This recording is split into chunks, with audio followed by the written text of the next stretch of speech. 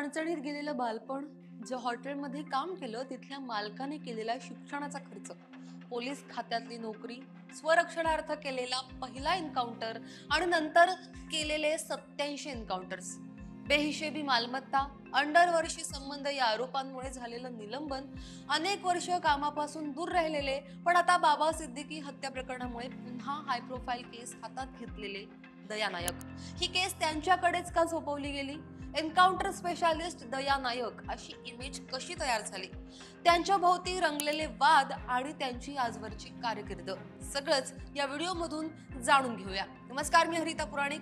तुम्ही पाहताय लोकमत. 20 मे 2023, तब्बल 2 दशकांनंतर म्हणजे 20 वर्षांनंतर दया नायक पोलीस खात्यात रुजू झाले. मुंबईतलं सर्वात प्राईम लोकेशन मानण्यात येणाऱ्या बांद्रा क्राईम ब्रँच मध्ये त्यांना पोस्टिंग दिलं गेलं.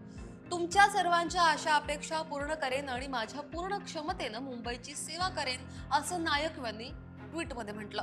त्यानंतर अभिनेता गोविंदाकडून बंदूक ट्रिगर होऊन स्वतःला झालेली दुखापत ही केस दया नायक यांच्याकडे गेली. सलमान खानच्या घराजवळच्या गोळीबार प्रकरणातही दया नायकच तपास करत होते आणि आता राष्ट्रवादी काँग्रेसचे नेते बाबा सिद्दीकी यांच्यावर मुंबईतल्या बांद्र्यात झालेला गोळीबार, त्यानंतर त्यांचा झालेला मृत्यू, ही केस सुद्धा दया नायक यांच्याकडेच आली आहे. सिद्दीकींच्या मृत्यू प्रकरणाचा खटला फास्ट ट्रॅक कोर्टात चालवला जाईल अशी घोषणा मुख्यमंत्री एकनाथ शिंदेंनी केली. एन्काउंटर स्पेशालिस्ट दया नायक या प्रकरणाचा तपास करतील असंही त्यानंतरच समोर आलं. खरं तर दया नायक यांची आजवरची कारकीर्द पाहिली तर अनेक हाय प्रोफाईल चर्चेत राहिलेल्या केसेस त्यांनी हाताळलेल्या आहेत. अनेकदा ते चर्चेत आले, बरेचदा ते वादातही अडकले.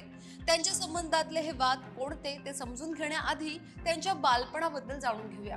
दया नायक मूळचे कर्नाटकातले. त्यांच्या घरची परिस्थिती हालाकीची होती. कन्नड शाळेत 7वी पर्यंत शिक्षण त्यांचं झालं. त्यानंतर ते 1979 मध्ये मुंबईत आले. घरी खाण्यापिण्याची भ्रांत असल्याने ते एका हॉटेलमध्ये टेबल स्वच्छ करण्याचं काम करायला लागले. कर्नाटकातून मुंबईत आल्याने शिक्षणात खंड पडलेला. अशा ज्या हॉटेलमध्ये काम करत होते तिथल्या मालकानेच त्यांचं पदवीपर्यंतचं शिक्षण घेण्यासाठी त्यांना मदत केली.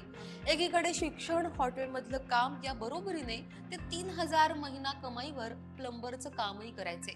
नंतर शिक्षण पूर्ण झाल्यावर ते महाराष्ट्र पोलीस मध्ये नोकरीला लागले. 1995 मध्ये पोलीस निरीक्षक म्हणून ते रुजू झाले. प्रदीश शर्मा यांच्याबरोबर त्यांनी तेव्हा गुन्हे अन्वेषण शाखेत काम करायला सुरुवात केली.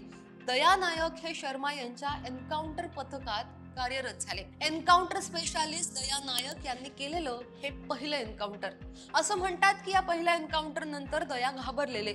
या एन्काउंटरमुळे आता पोलीस खात्यातून आपल्याला निलंबित केलं जाईल अशी भीती त्यांना वाटलेली, पण तसं झालं नाही. उलट आतापर्यंतची कारकीर्द पाहिली तर त्यांनी तब्बल 87हून जास्त एन्काउंटर केल्याचं सांगितलं जातं. असं म्हणतात की 1999 ते 2003 या काळात त्यांनी दाऊदचा भाऊ छोटा राजनच्या गँगलाही संपवलं होतं. त्यानंतर मात्र ते काही वादांमध्ये अडकले आणि त्यांना त्यांच्या कामापासून दूर राहावं लागलं. 2003 मध्ये एका पत्रकाराने त्यांच्यावर दाऊदच्या गँगकडून पैसे घेऊन शाळा सुरू केल्याचा आरोप केला. दया यांनी आपल्या मूळ गावी आई राधा नायक यांच्या नावाने शाळा सुरू केलेली. त्याचं उद्घाटन अमिताभ बच्चन यांच्या हस्ते झालेलं. अनेक सेलिब्रिटीज त्या कार्यक्रमाला उपस्थित राहिलेले. त्यावेळी या कार्यक्रमाची बरीच चर्चा झालेली. एका पोलीस ऑफिसरला एक शाळा बांधण्या इतका खर्च परवडला कसा, असा सवालही तेव्हा केला गेलेला. या प्रकरणात कोर्टाच्या निर्देशानुसार त्यांच्यावरती मकोका अंतर्गत प्रकरण दाखल केलं गेलं होतं. या प्रकरणात 2010 मध्ये उच्च न्यायालयाने त्यांची सुटका केली. त्यानंतर बेहिशेबी मालमत्ता आणि अंडरवर्ल्ड सोबत संबंध असल्याच्या आरोपावरून त्यांना पोलीस सेवेतून 2006 मध्ये निलंबित केलं गेलं होतं. महाराष्ट्राच्या लाचलुचपत प्रतिबंधक विभाग एसीबीने त्यांना अटक केलेली, पण त्यांच्या विरोधात पुरावे नसल्याने एसीबी कडून नंतर त्यांना क्लीन चिट देण्यात आली. त्यानंतर 2012 मध्ये नायकांना पुन्हा सेवेत घेतलं गेलं. त्यांची नियुक्ती मुंबईत करण्यात आलेली. त्यानंतर त्यांची नागपूरला बदली गेली, पण तिथे ते रुजूच झाले नाहीत. त्यामुळे त्यांच्यावर निलंबनाची कारवाई करण्यात आली. त्यानंतर 2016 मध्ये त्यांच्या निलंबनाची कारवाई मागे घेत मुंबईत त्यांची पोस्टिंग केली गेली. दरम्यानच्या काळात बॉलिवूड आणि दाक्षिणात्य चित्रपटसृष्टीत असे अनेक चित्रपट तयार झाले जे दया नायक यांच्या कारकिर्दीवर आधारित होते असं म्हटलं जातं. त्यातला एक अब तक 56 2007 मध्ये आलेला रिस्क तेलुगू चित्रपट गोलीमार 2012 मधला डिपार्टमेंट, 2015 मधला अब तक 56-2 हे सगळे दया नायक यांच्या आयुष्यावर आधारित होते असं म्हटलं जातं. आता ते बाबा सिद्दीकी यांच्या हत्येचं प्रकरण हाताळत आहेत. आतापर्यंत या केसमध्ये काहीच तासात काही महत्वाचे खुलासे झालेत. नायक यांच्या सेलिब्रिटीज बरोबरच्या कनेक्शनमुळे ही केस त्यांच्यासाठी आणखीनच महत्वाची ठरते असे म्हटलं जात आहे. शिवाय इतक्या काळानंतर पुन्हा एकदा ते मुंबईतून काम करणार आहेत किंवा क्राईम ब्रँच मधून काम करणार आहेत म्हणून सुद्धा त्यांच्या दृष्टीने ही केस महत्वाची आहे. आता ही केस कशी सोडवली जाते आणि यातून काय काय समोर येतं हे पाहण्यासारखं असणार आहे. अर्थात आम्ही तुमच्यापर्यंत या संदर्भातल्या सगळ्या अपडेट्स वेळोवेळी पोहोचवतच राहू. पण या साऱ्यावरती तुमचं म्हणणं काय? खाली कमेंट बॉक्स मध्ये तुमच्या प्रतिक्रिया अवश्य कळवा.